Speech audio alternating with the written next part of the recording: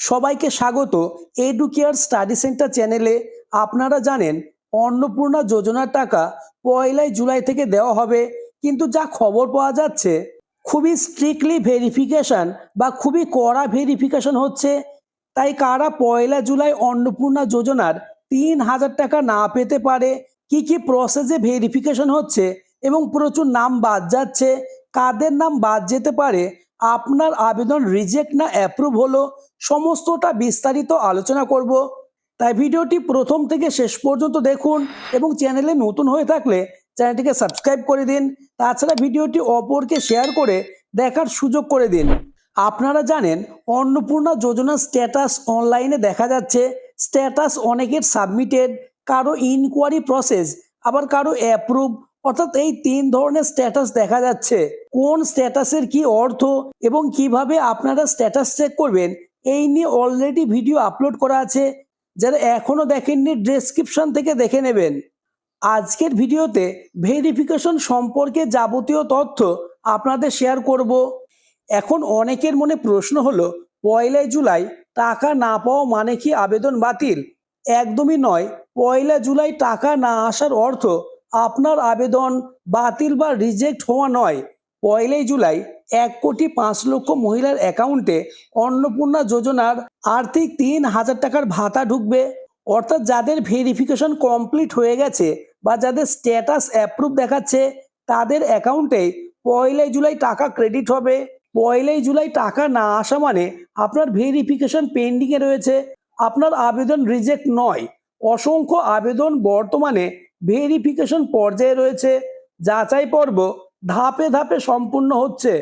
যাদের যাচাই প্রক্রিয়া সম্পূর্ণ হয়নি, অর্থাৎ ভেরিফিকেশন কমপ্লিট হয়নি, তারা পরবর্তী ফেজে টাকা পাবেন।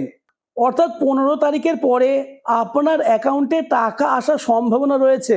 যারা অনলাইনে আবেদন করেছেন তাদের ভেরিফিকেশন প্রায় কমপ্লিট, কিন্তু যারা অফলাইনে আবেদন করেছেন তাদের ভেরিফিকেশনে প্রচুর সময় লাগবে। যেহেতু অফলাইনে জনকল্যাণমূলক শিবিরে আপনারা ফর্ম জমা করেছেন, সেই ফর্মগুলি আবার ম্যানুয়ালি কম্পিউটারে এন্ট্রি করতে হবে। অর্থাৎ আপনার সম্পূর্ণ তথ্য আবার কম্পিউটারে এন্ট্রি করবে। তাই যারা অফলাইনে আবেদন করেছেন তাদের টাকা আসতে একটু দেরি হবে, কিন্তু যারা অনলাইনে আবেদন করেছেন তাদের সরাসরি সিস্টেমে চলে গেছে, তাই তাদের ভেরিফিকেশন দ্রুত হবে। ভেরিফিকেশন প্রক্রিয়া 4টে ধাপে হচ্ছে, অর্থাৎ 4টে প্রসেসে হচ্ছে। Step 1 data entry. আপনি যে সমস্ত তথ্য দিয়ে আবেদন করেছেন সেই সমস্ত তথ্যগুলি সিস্টেমে আপলোড হচ্ছে। স্টেপ 2 বিডিও অফিস, ব্লক অফিসে কর্মীদের লগইন আইডি থেকে আপনাদের দেওয়া তথ্য ও ডকুমেন্ট যেমন আধার কার্ড, ভোটার কার্ড প্রভৃতি যাচাইকরণ প্রক্রিয়া চলবে। স্টেপ 3 ডিএম অ্যাপ্রুভাল, জেলা শাসকের দপ্তর থেকে চূড়ান্ত ছাড়পত্র এবং বেনিফিশিয়ারি লিস্টের নাম অন্তর্ভুক্তি। স্টেপ 4 ডিবিটি, ব্যাংক অ্যাকাউন্টে সরাসরি টাকা প্রেরণ। অর্থাৎ এই 4টি প্রক্রিয়া সম্পূর্ণ হলে আপনার ভেরিফিকেশন কমপ্লিট হবে এবং আপনার আবেদন অ্যাপ্রুভ হবে, তারপর আপনি টাকা পাবেন। তবে যারা অনলাইনে আবেদন করেছেন তাদের ভেরিফিকেশন দ্রুত হবে, আগেই বলেছি। ভেরিফিকেশন প্রক্রিয়ার সবচেয়ে গুরুত্বপূর্ণ ডকুমেন্টস বা গুরুত্বপূর্ণ ধাপ হলো এপিক যাচাই, অর্থাৎ আপনার ভোটার কার্ডের তথ্য যাচাই। ভোটার কার্ডে কি চেক করা হচ্ছে? আপনার ভোটার কার্ডের নম্বর দিয়ে সোজা ইলেকশন কমিশনের ওয়েবসাইটে সার্চ করা হচ্ছে। কেন বাতিল হতে পারে? ভোটার লিস্ট থেকে আপনার নাম ডিলিট হয়ে গেলে, বয়স 25 থেকে 60 বছরের মধ্যে না হলে, আধার বা ভোটার কার্ড এডিট করে আপলোড করলে তা ধরা পড়ে যাবে। অর্থাৎ ভোটার লিস্টে আপনার নাম না থাকলে এবং আপনার বয়স 25 থেকে 60 বছরের মধ্যে না হলে আপনি অন্নপূর্ণা যোজনার সহায়তা পাবেন না। আপনার আবেদন বাতিল বা রিজেক্ট হওয়ার কারণ কি? আবেদন বাতিল বা রিজেক্ট হওয়ার মূলত 3টে কারণ রয়েছে। Number 1 income tax. আপনি যদি সরকারকে ইনকাম ট্যাক্স দেন, ফর্মে প্যান কার্ড না দিলেও আধারের মাধ্যমে আপনার ট্যাক্স স্ট্যাটাস বের করা হবে। দ্বিতীয়ত সরকারি চাকরি। আবেদনকারী যদি কোনো সরকারি চাকরি করেন, অর্থাৎ আপনি চাকরিজীবী হলে আপনি এই যোজনার সুবিধা পাবেন না। তৃতীয়ত সরকারি পেনশন। আবেদনকারী যদি সরকারি পেনশন পান এবং ফর্মে এটি গোপন করলেও ভেরিফিকেশনে তা ধরা পড়বে। অর্থাৎ এই 3টি ক্রাইটেরিয়ার মধ্যে আপনার একটি থাকলেও আপনি অন্নপূর্ণা যোজনার আর্থিক ৩,০০০ টাকা সহায়তা পাবেন না। আবেদন বাতিল বা রিজেক্ট হওয়ার জন্য শিশুদের ক্ষেত্রে বেশ কিছু শর্ত আছে। এই শর্তগুলি দেখে নিন। নাম্বার 1, টিকাকরণ।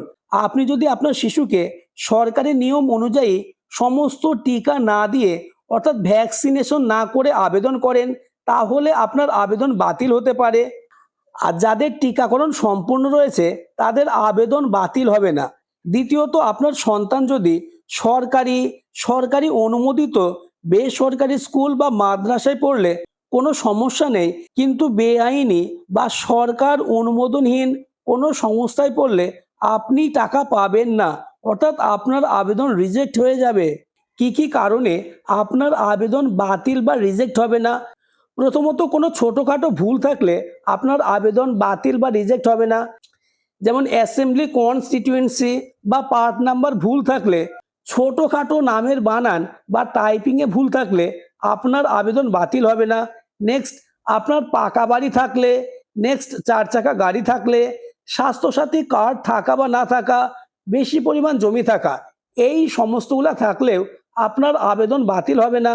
তাই গুজবে কান দেবেন না। যারা অফলাইনে আবেদন করেছেন, আপনার অফলাইন আবেদন অনলাইনে এন্ট্রি হয়েছে কিনা তা বোঝার উপায় বা কিভাবে বুঝবেন।